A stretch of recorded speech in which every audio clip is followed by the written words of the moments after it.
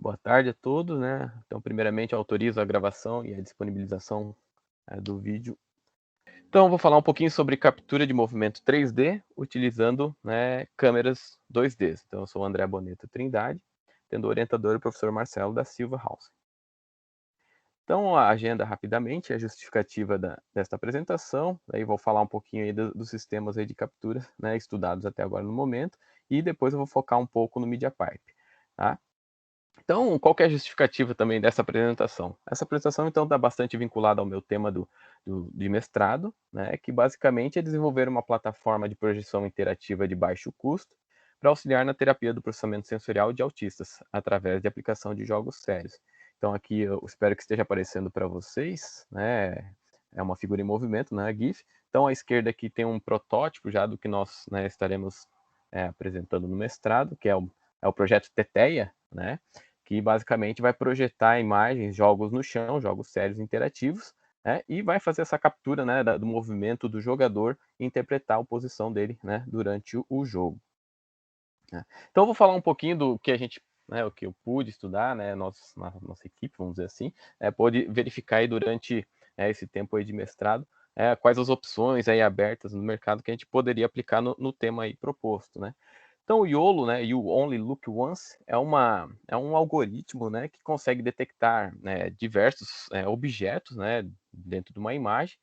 Ele consegue fazer isso, né, utilizando aí um algoritmo baseado em redes neurais, tá? E como o próprio nome, né, traduzindo, ele somente vê uma vez, ou seja, ele vê um frame, uma imagem, né, somente uma vez, e segue o algoritmo dele, ele faz, né, uma sequência que ele divide em blocos residuais, ele faz uma regressão de bounding box, né, como a gente pode ver aqui na figura, né, faz uma intersecção e calcula as probabilidades, faz um mapa de probabilidade de acordo, né, com uma certa classe de objetos que ele já tem, né, memorizado, vamos dizer assim, lá no aprendizagem, né, de máquina dele.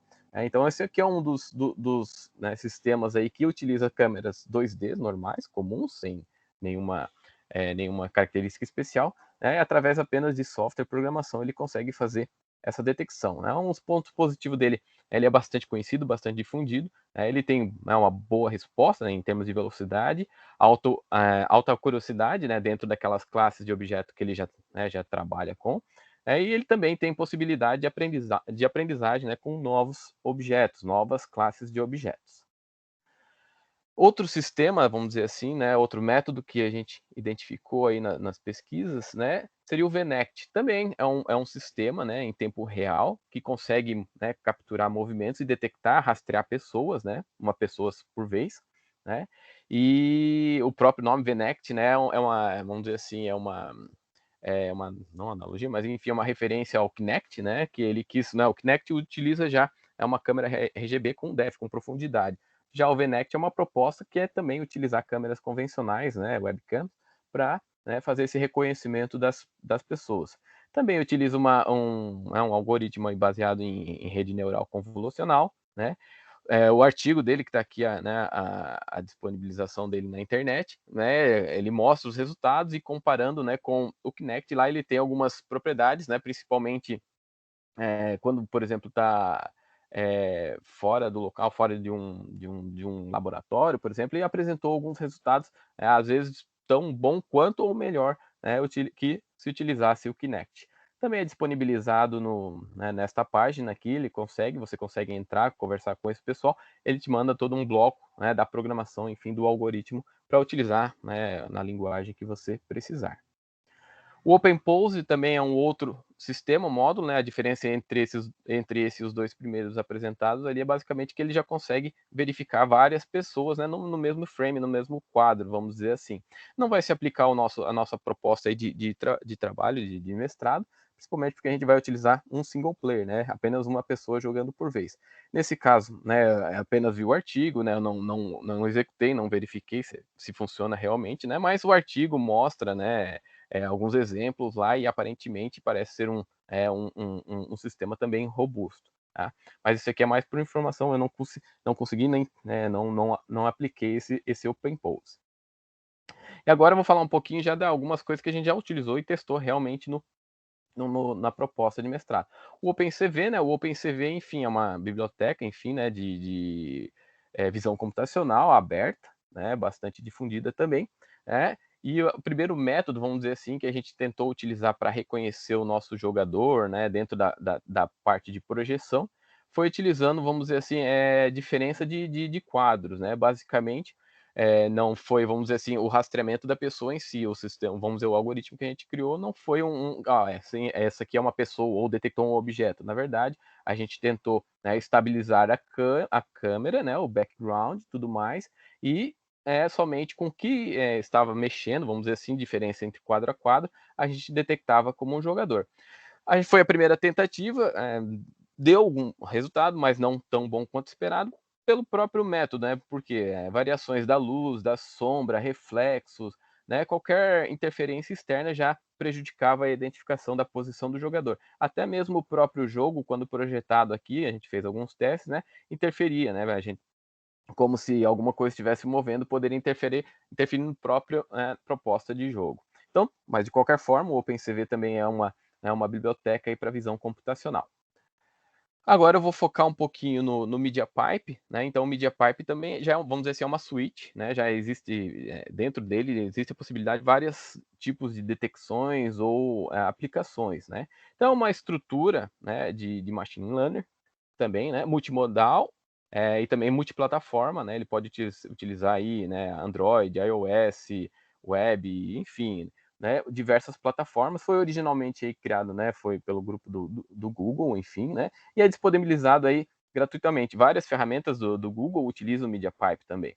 Entre eles aqui a gente pode pôr detecção de face, detecção da malha de face, olhos, né, íris, mãos, pose, o list, que seria a integração de todos os outros, e entre outros aqui, o que eu vou passar, né, nos próximos slides. Então, o MediaPipe, esse que a gente aplicou, está aplicando aí no nosso tema de mestrado, basicamente, então ele consegue rastrear uma pessoa também por vez, né? Em termos de corpo inteiro. No nosso caso, a gente utilizou o corpo inteiro. Quando a gente está falando de corpo inteiro, ele reconhece uma pessoa, né, e disponibiliza aí 33 pontos de referência que a gente pode monitorar em tempo real, né? Aqui à esquerda aqui a gente tem um exemplo, né? Sou eu ali brincando na superfície de projeção, né? Basicamente eu estou monitorando o dedão do pé direito, né? E onde ele estiver, ele acende o respectivo quadrado aqui, retângulo, na área de projeção. Então, esse aqui é o que a gente está realmente utilizando por enquanto no nosso trabalho, né? Foi bastante robusto os testes, né? Mesmo com movimentos externos, background, iluminação, reflexo, enfim, ele aparente, né? Ele deu bastante resultados bastante satisfatórios, né? Outra opção seria a MediaPipe mãos, né? Não está sendo aplicado, mas, né, a gente brincando aí durante o mestrado, a gente verificou, né? Então a possibilidade também, né, de utilizar as mãos para fazer, né, reconhecimento. Aqui no caso aqui, então, são 20 pontos, né? 21 pontos de referência. Né? Ele pode então identificar, a gente pode fazer jogos, né, utilizando somente as mãos, por exemplo, uma outra estrutura. Algumas outras aplicações que, no caso, eu não utilizei no mestrado, mas está disponível ali utilizando essa estrutura do MediaPipe, né? Face Detection, então, basicamente, né, ele encontra pessoas, enfim, as faces num frame, num vídeo, etc., e fica monitorando e indicando onde essa pessoa está, em tempo real. Né? Ele dá 6 pontos de referência e você pode utilizar esses pontos aí dependendo da sua aplicação. O Face Mesh já é para alguma coisa mais, vamos dizer assim, complexa em relação à face, né? Por exemplo, se você quiser fazer caracteres de um jogo, né? Um personagem virtual e utilizar isso aqui como animação, etc., você pode utilizar, fazer uma programação, né, para ficar bem, vamos dizer assim, com uma boa qualidade, em termos de face e referência. Isso também é uma boa aplicação, vamos dizer assim, para o tema de autismo, talvez um trabalho futuro, né? Que consegue detectar algumas expressões, né? Se a pessoa está sorrindo, se está triste, pelo menos expressões básicas utilizando aí, né, o Face Mesh. A íris, né, a aplicação então somente para onde que está apontando, né, os nossos olhos, né, para mostrar o gaze, vamos dizer assim, também é uma aplicação bem interessante que também eu, né, penso aí não agora no mestrado, mas enfim, também é uma aplicação que pode utilizar, porque sabe-se aí também que muitos autistas também têm dificuldade, enfim, né, em manter o olhar, contato olhar, por exemplo, seria bastante também uma boa aplicação aí na nossa proposta, tá? Então, essa parte do MediaPipe somente, né, controla e verifica a posição da íris. O Holistic, né, é basicamente a utilização de todos aqueles anteriores. Opa, pulou um slide. Basicamente, né, é a utilização de todos, né, do corpo inteiro, da mão, da face mesh, né, numa mesma aplicação. Obviamente, isso aí vai requerer mais processamento aí da máquina, né?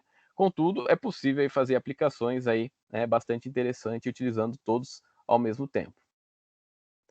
E há outras funções, né, que fogem do nosso escopo aqui, mas que está disponível, né, dá para ser utilizado, por exemplo, o Hair Segmentation, né, ele encontra somente o cabelo das pessoas, daí você consegue brincar, enfim, né, como aqueles aplicativos de celulares para mudar alguma coisa. Detecção de objeto, né, basicamente, então, ele também consegue identificar uma grande gama aí e aprender que tipos de objeto ele pode seguir.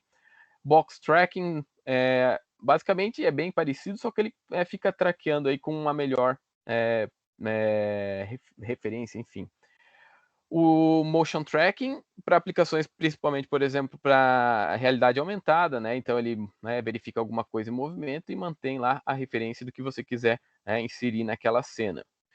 O Objectron, ele também encontra objetos, né, ele encontra área, volume, enfim, para alguma aplicação que você necessita aí detectar, né, onde está esse objeto, que tipo de objeto, qual o volume, enfim, por exemplo, aplicativos de medição, de comprimento, de distância, etc., né, é uma boa aplicação. Então, novamente, a fonte aqui, né, está disponível todo o algoritmo, o exemplo, enfim, na página do GitHub do Google, enfim. Também tem vários outros tutoriais aí bastante interessantes disponível na internet. Bom, acredito que seria isso, né, na parte de Media Pipe, né, e de captura de câmera 3D, câmera 2D, né, utilizando aí a captura de movimento 3D.